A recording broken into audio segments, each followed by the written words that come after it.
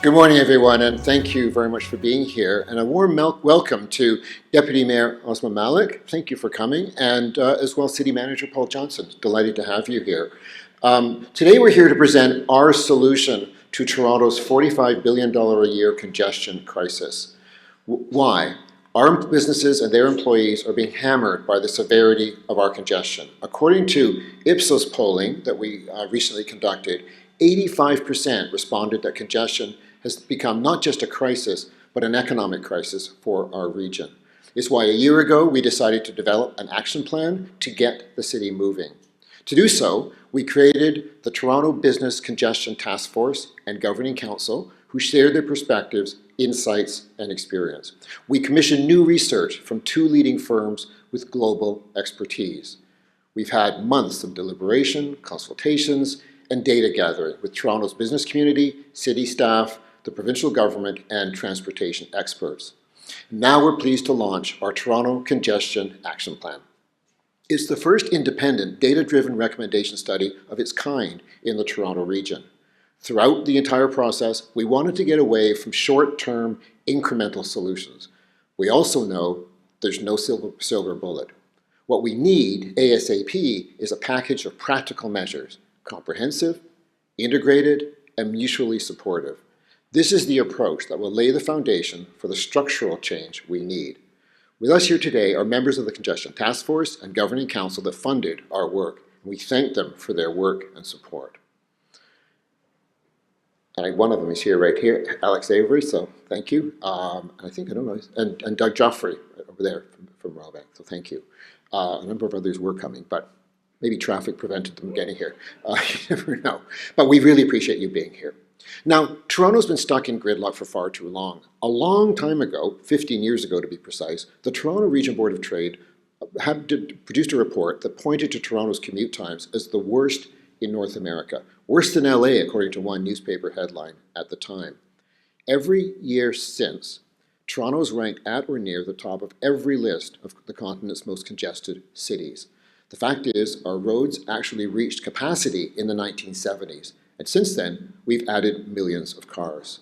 Decades of rapid population growth have placed immense pressure on our highways, expressways, and arterial roads. No surprise that mobility experts INRIX declared that we suffer from the 7th worst traffic in the world and the 3rd worst in North America. We've all heard the complaints and experienced our own commuter horror stories, 30-minute drives that now take an hour, once short trips to the store are now lengthy excursions. And our polling shows that too often, congestion is now causing residents to simply avoid the stress and stay home altogether. We're skipping family gatherings, turning down job opportunities, and avoiding traveling to restaurants, sporting events, and even the workplace. Congestion is seriously eroding both our economy and, seriously, our quality of life. In just 2 decades, our population is expected to grow by another 2.1 million people. At that point, by 2044, congestion's cost to the economy is projected to double. That will be $88 billion a year in lost economic activity. Can we really afford that? Our congestion crisis must be seen as the collective failure of governments over the last 30 years, but it's one that today's municipal and provincial governments can fix. President Trump's threatened tsunami of tariffs have exposed our national competitiveness crisis. For Toronto, making a significant dent in our traffic gridlock would be the single most powerful thing City Hall can do to unleash our economic strength, attract investment, grow businesses, and create good jobs, while increasing city and provincial revenues for the needed programs. So today, we're tabling a 5-point congestion action plan for the city and the province. 1, identify the city's major priority thoroughfares and do everything in our power to get those key roads moving. That means optimizing them for transit, goods, services, and private vehicles. 2, reduce the number and duration of lane closures for construction and deliveries. 3, re-engineer the roads that are causing massive bottlenecks around the Gardiner Expressway ramps. And 4, stop the Wild West on our roads through automated enforcement of traffic rules. 5, appoint a congestion commissioner, a point person at a senior level of the city government, someone who has the authority to set and oversee traffic KPIs, help the city to avoid decisions that inadvertently sometimes slow us down, troubleshoot congestion hotspots, and hold everyone to account. Making progress in these 5 areas will significantly improve traffic flow in and out of the city. We've already seen some early wins, 24-hour construction on the Gardiner Expressway Rehabilitation Project, and more traffic agents at major bottlenecks. But success will require strong cooperation and commitment from the Mayor and Council, from city staff, and from the province. All of this is necessary, but not quite sufficient. It's why for decades the board has advocated for a more robust public transit network. That isn't going to change. Safe, reliable, region-wide transit will always be the backbone of our mobility. We need it now and into the future. However, today we're here to offer solutions that, if implemented, would tackle congestion on our roadways now. As I stated earlier, this is just the beginning. We'll work with the city to implement our recommendations, we'll monitor progress and report back to the public and the business community, and we'll continue to build a business movement behind this effort. Because congestion is not just a problem for the business community, it's a problem for all the talented people who live and work here. But it's a problem we must solve. Thank you.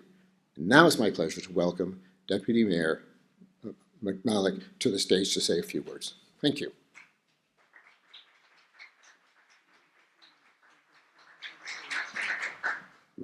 Good morning, everyone, and thank you very much to Giles and to the incredible task force for this tremendous amount of work on an issue that is top of mind for Torontonians and everyone who visits, works, lives, and enjoys the city. And we know that keeping Toronto moving is a shared priority, and tackling gridlock and congestion is at the heart of that.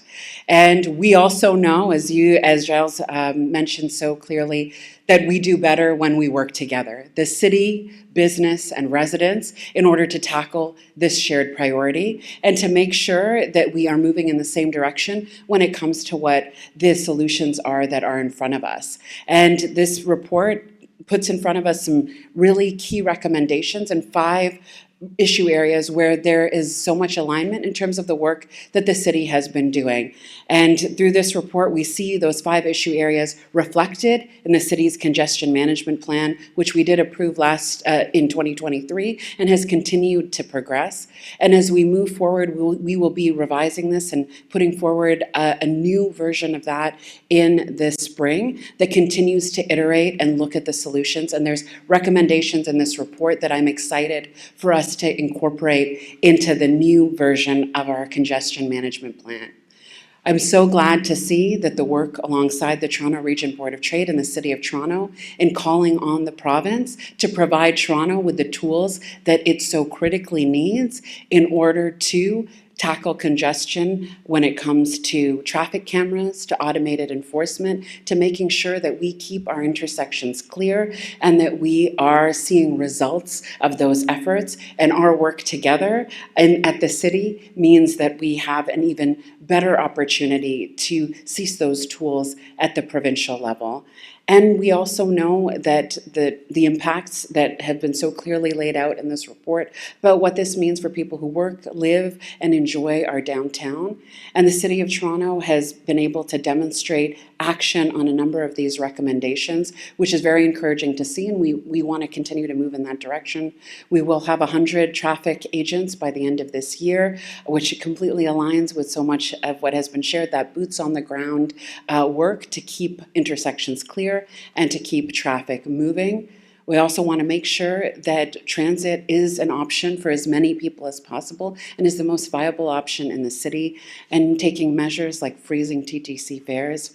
We know that Toronto is the #1 place for construction in North America. We're not just talking about the province or the country, and that construction-related closures are one of the biggest contributors to congestion and gridlock in the city, which again, the work of the task force has made crystal clear to all of us.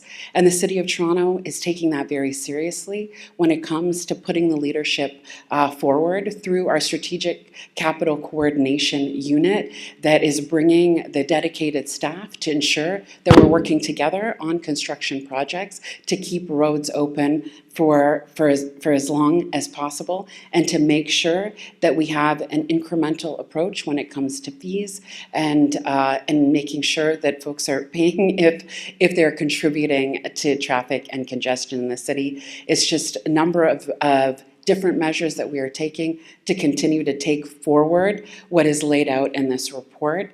And I want to thank again the task force and the Toronto Region Board of Trade for their leadership on this, and to know that the City of Toronto is aligned in addressing this issue with seriousness and to make sure that we are showing progress and results in our work together. Thank you so much.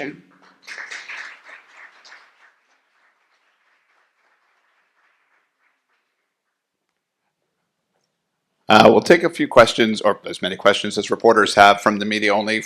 Giles will be at the podium here, and I'll bring the microphone around just to help. Thank you, Deputy Mayor Malik. Appreciate those comments.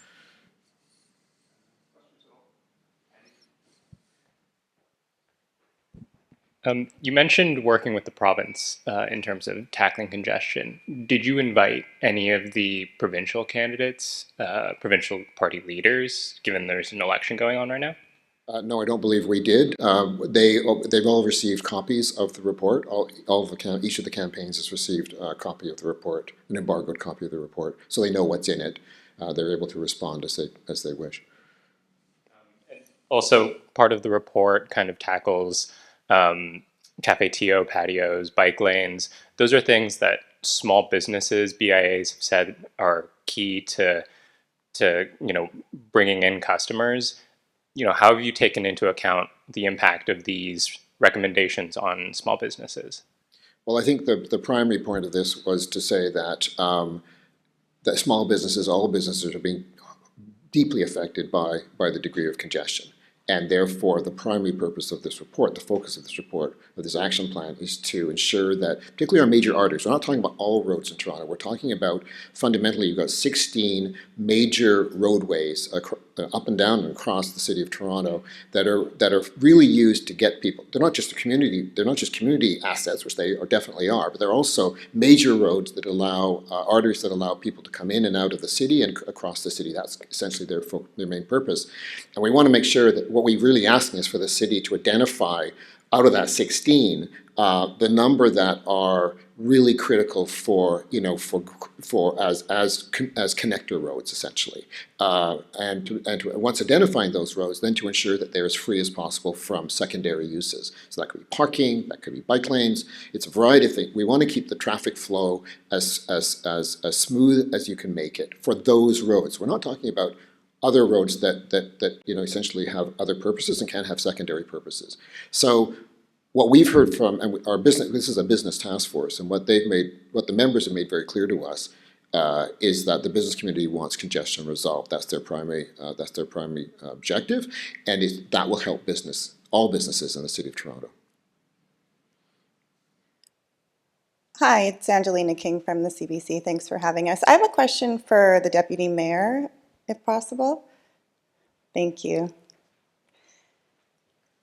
I'm just wondering which of the recommendations, which of the 5 actions the city is planning to implement in its congestion management plan, and if there's a timeline for when the city is expected to implement those.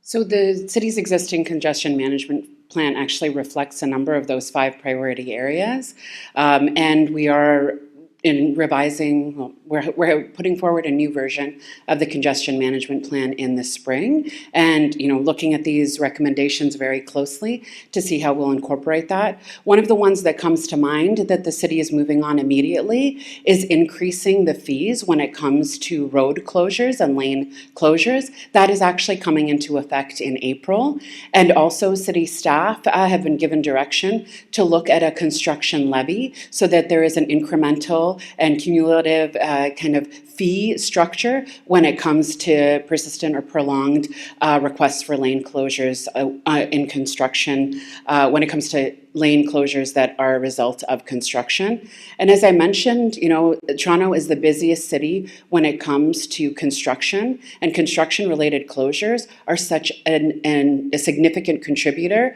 to congestion and gridlock.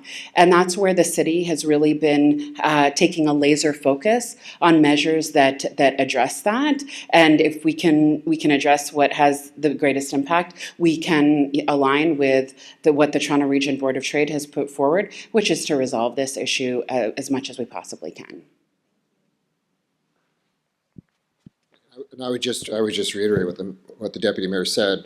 There are a couple of there's actually another area which is, and you mentioned it in your remarks, which is automated enforcement, particularly on these major arteries, where I think you do have what we're really trying to promote is the smooth flow of traffic, and where you have automated, you don't have the number of police available to police every infraction. There's a lot of infractions, and I think a lot of people would agree. Certainly our task force took the view that driving discipline has really deteriorated over the last decade or so, and you've got people parking illegally during rush hour, causing bottlenecks. You've got people pulling U-turns, in the middle of the road, causing people to back up. So there's all kinds of driving infractions, speeding, and so on, which in other major cities in the world, you're finding automated enforcement is a sure way to discipline drivers, because they know they're going to get penalized, they're going to get fined if they violate the rules of the road.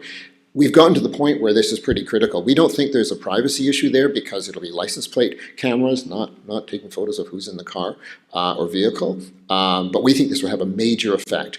We know the city supports this. What we all need to do is ensure that the province supports the city in allowing automated enforcement. And as the deputy mayor said, certainly the public identified in our poll construction-related road or lane closures as being a primary cause of the congestion they face.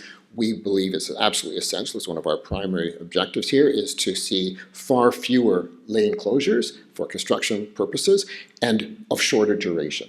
And obviously the dynamic pricing model that the mayor's been talking about, and the deputy mayor just mentioned, is one way to accomplish that. We talked to a number of construction industry experts, people in the construction field.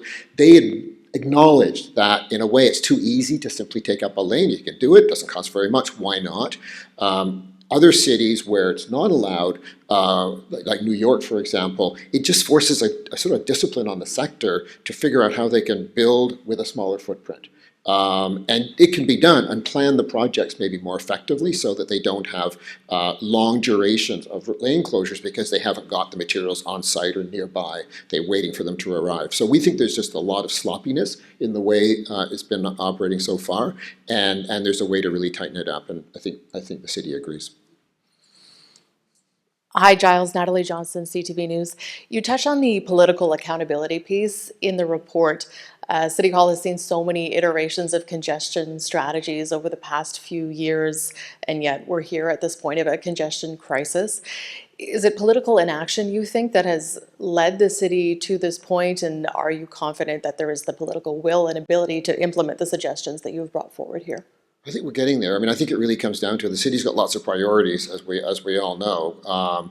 And I think what we're trying to emphasize from the task force is we think this should be a dominant priority. We think it will have an impact on housing accessibility. We think it'll have an impact on ability for employers to have their employees return to the workplace downtown, which is a huge issue still here, and also businesses, entertainment venues, restaurants, shops enable customers to arrive to travel to those places. So, which we from our poll was quite shocking. I think one of the big shocks of our poll last summer was the sheer number of respondents who said, I don't go out of my house much anymore because it's a pain. It's not enjoyable and too much stress.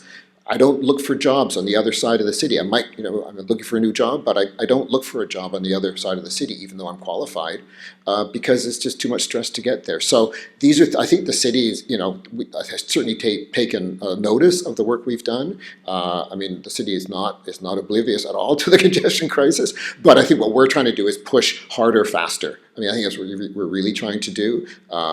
Acknowledging all the other priorities of the city, we think this ought to be number one and treated as number one, which means other things are going to have to be maybe put aside a little bit or toned down a little bit in order to get this done, because it'll have a huge impact on everything else.